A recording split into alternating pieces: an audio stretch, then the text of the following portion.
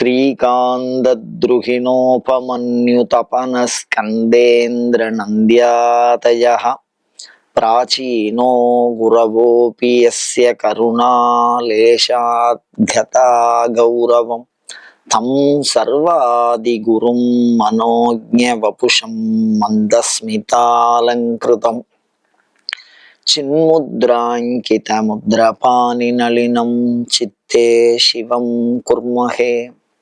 நமஸ்ஸரசே நமஸ்ஸரஸ்பதயே நமஸ்ஸகீனாம் புரோகானாம் சக்ஷுஷே நமோதிவே நம பிருதிவே நம. சங்கர தொலைக்காட்சி நேயர்களுக்கு நமஸ்காரம். லலிதா சகஸ்ரநாமம் சிந்தித்து கொண்டிருக்கிறோம். 912வது நாமாவளி. சவ்யாபசவ்ய மார்கஸ்தா. சவ்யாபசவ்ய மார்கஸ்தா சர்வாபத்விநிவாரிணி. மார்க்கம்னா வழின்னு அர்த்தம். இது ஒரு சமயத்தை பற்றி பேசுகிற நாமாவளி. நிறைய நாமாவளி லலிதா சகஸ்ரநாமத்துல தனி சமயமாவே இருந்த குறிப்புகளை சொல்றது. அதுல சவ்யம் அப்படின்னா வலது, அபசவ்யம் அப்படின்னா இடது, மார்க்கம்னா வழி. இப்போ சில தேவதைகள், சில சமயங்கள் நான் சொல்றது வழிபாட்டு நெறிகளை காட்டக்கூடிய சைவ சமயம், வைணவ சமயம் அப்படின்லாம் சொல்றோமோ இல்லையோ, அந்த மாதிரி சமயங்கள். இந்த சமயம் குறிக்கோள்னால மாறுபடும், செயல்பாட்டினால மாறுபடும். குறிக்கோள்னால மாறுபடுறதுங்கிறத எப்படி புரிஞ்சுக்கணும் அப்படின்னா, வேற எந்த நோக்கத்திலையும் இதை புரிஞ்சுக்க கூடாது. இந்த நாமாவளி இதற்காக மட்டுமே இதை சொல்லுகிறேன், வேற உள்நோக்கும் இதில் இல்லை என்பதை தங்கள் திருப்பாத கமலங்களை வேண்டி விரும்பி கேட்டுக்கொள்கிறேன்.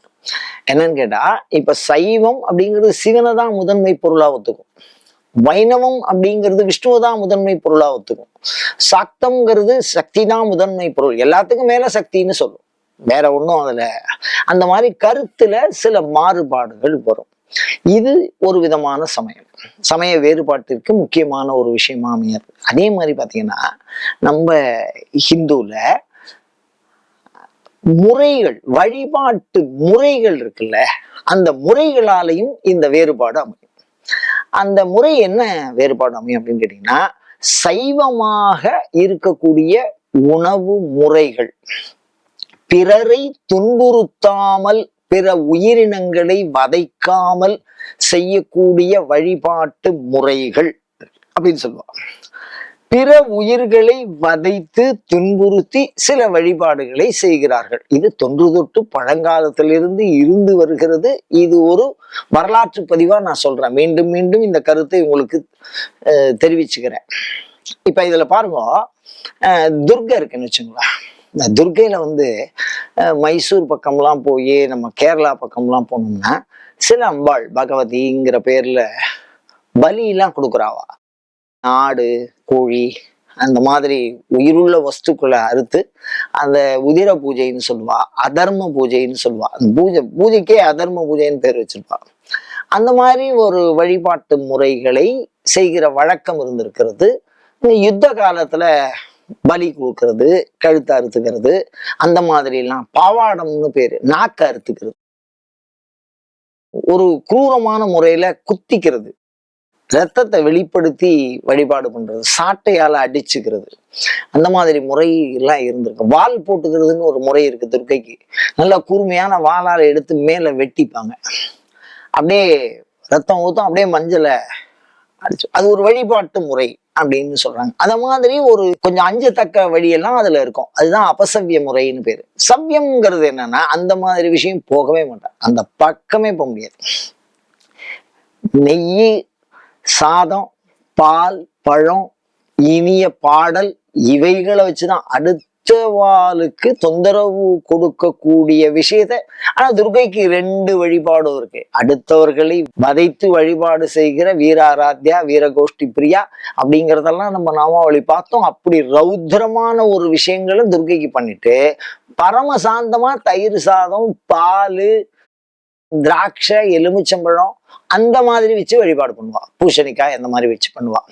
அப்போ ஒரு பூசணைக்கு பயன்படுத்தக்கூடிய பொருள்களை உயிர்வதையின்றி, இந்த மாம்சாதி வர்க்கம் இல்ல மது வர்க்கம், இந்த கல்லெல்லாம் சாமிக்கு நைவேத்தியம் பண்ணுவா, அதெல்லாம் சைவம் ஒத்துக்காது.